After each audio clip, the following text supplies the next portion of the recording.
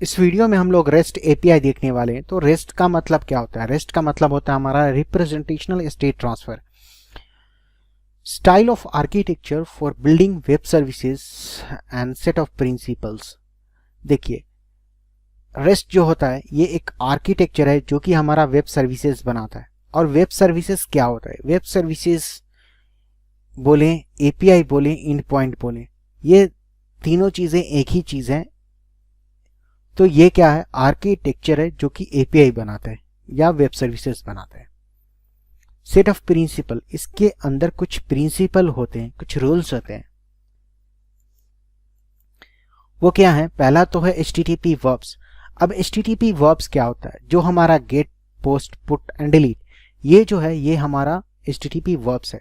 Routing, अब routing क्या है? जो एनोटेशन हम लोग यूज करते हैं जिसके अंदर हम गेट, पोस्ट, पुट, डिलीट लिखते हैं, उसी के अंदर हम एक चीज और लिखते हैं जो हम करली ब्रेसेस के अंदर लिखते हैं। करली ब्रेसेस, डबल कोट्स, और उसके अंदर हम लिखते हैं। जैसे फॉर एग्जांपल उसके अंदर हमने आईडी लिखा।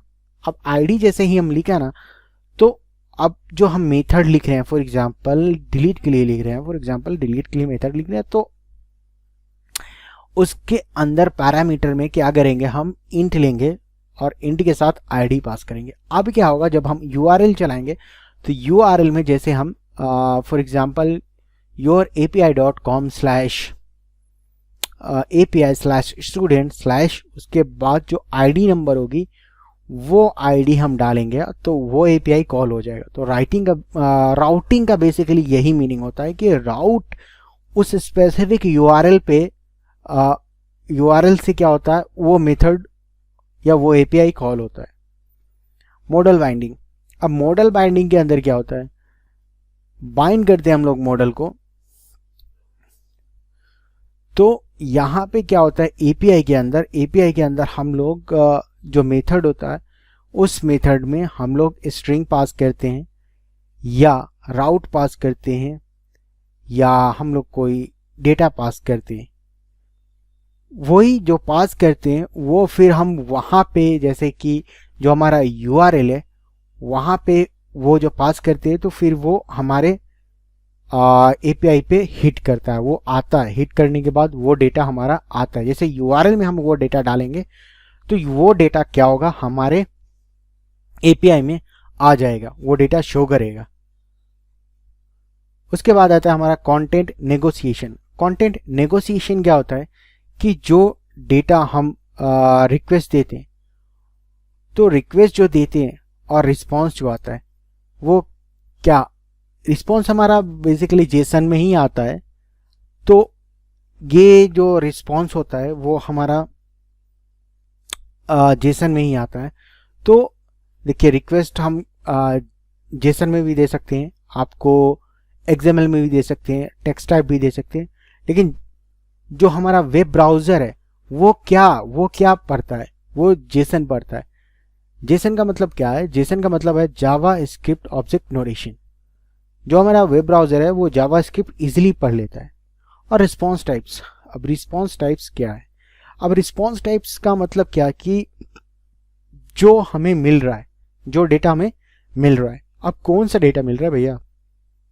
तो डेटा जो हम रिक्वेस्ट दे रहे हैं, अब रिक्वेस्ट दे रहे हैं तो वो एपीआई के पास जा रहा है, फिर डेटाबेस से रिटर्न होके एपीआई के पास आ रहा है, फिर हमें दे रहा है। तो वो कौन से फॉर्मेट में दे रहा है? तो वो दे रहा है जेसन फॉर्मेट में हमें रिस्पॉन्स। नेक्स्ट है हमारा, देखिए, HTTP verbs. HTTP verbs define the types of action that can be performed on a resource identified by a URI. HTTP verbs जो है वो डिफाइन करता है एक्शंस को जो कि एक रिसोर्स को आइडेंटिफाई करता है URI के द्वारा। एक रिसोर्स को आइडेंटिफाई करता है। अब रिसोर्स कुछ भी हो सकता है। रिसोर्स आपका स्टूडेंट हो सकता है। रिसोर्स होगा, समझ रहे हैं ना? जो होगा, अब जो टेबल होगा ना वही रिसोर्स होगा फिर भैया। तो वही रिसोर्स होगा, तो उस रिसोर्स को आइडेंटिफाई करता है यूआरआई के द्वारा, यूनिफॉर्म रिसोर्स आइडेंटिफायर।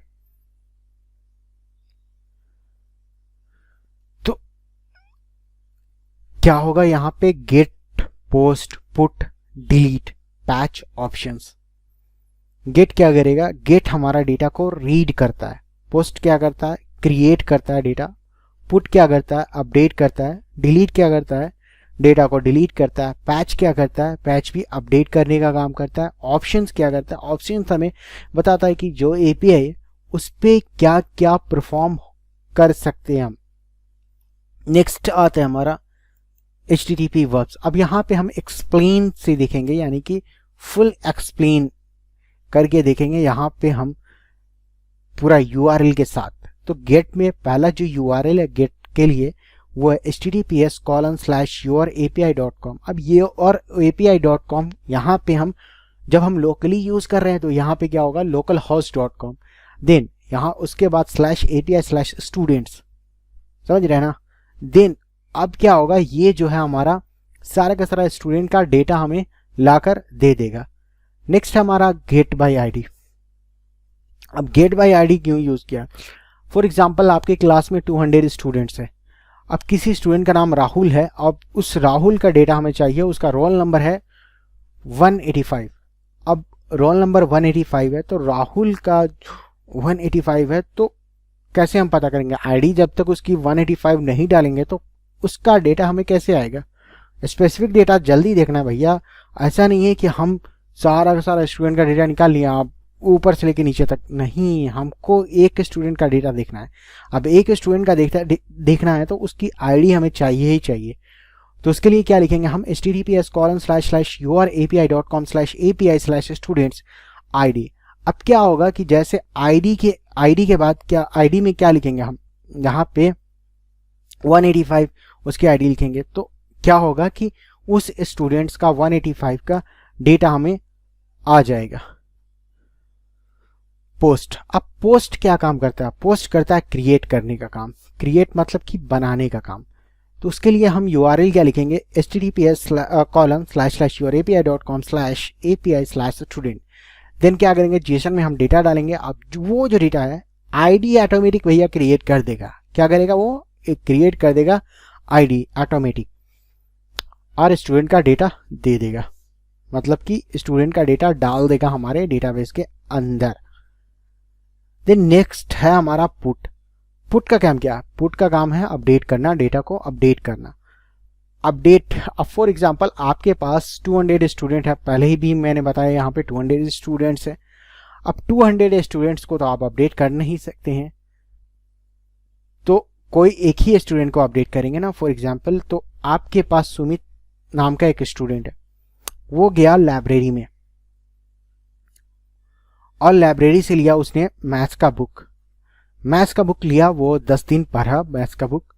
फिर क्या किया, वो अगेन गया लाइब्रेरी में, लाइब्रेरी कार्ड दिखाया, चेंज किया बुक, और फिर उसने केमिस्ट्री का बुक लिया।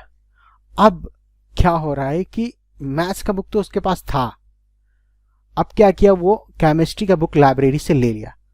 तो अब यहाँ पे क्या हुआ बात कि जो सुमित है, सुमित के पास क्या है, सुमित के पास अब केमिस्ट्री की बुक है।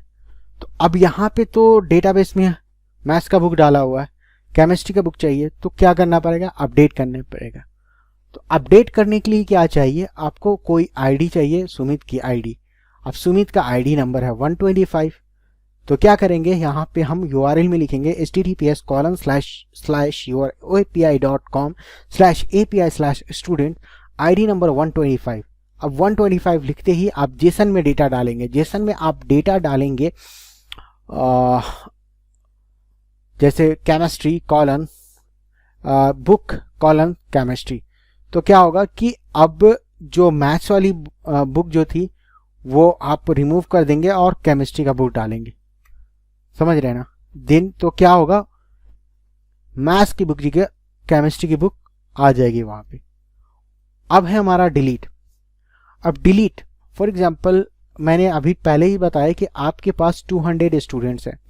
अब 200 स्टूडेंट्स हैं, सारे के सारे स्टूडेंट्स को तो आप डिलीट करेंगे नहीं। तो एक स्टूडेंट है अमित, अमित स्टूडेंट है, उसका रोल नंबर है 130 उसका रोल नंबर है। वो डीएवी मालीघाट में पड़ता है। वो कहाँ पड़ता है? डीएवी मालीघाट में। 130 रोल नंबर है और उसका जो तबादला है, उसका जो बदली है वो दरभंगा रोड में हो गया है। तो डीएवी मालीघाट वाले क्या करेंगे, यहाँ जो उसका जो डेटा है वो क्या करेंगे, डिलीट कर देंगे और वो अब यहाँ पे दरभंगा रोड में उसका डेटा फिर से बनेगा। तो क्या करेंगे, यहाँ पे हम उसका डेटा डिलीट कर देंगे। तो वही होगा जैसे कि हम अमित का डेटा को डिलीट करना चाहते हैं। अमित का आईडी है 133, तो 133 है। वो अब क्या कर रहा है, वो हमारे मालीघाट स्कूल से एडमिशन कटवा रहा है, हट रहा है वो। तो उसके लिए URL क्या होगा, https://yourapi.com/api/student/130। अब 130 में जैसे ही करेंगे वो अमित का पूरा डेटा जो है ना उस डेटाबेस से डिलीट हो जाएगा।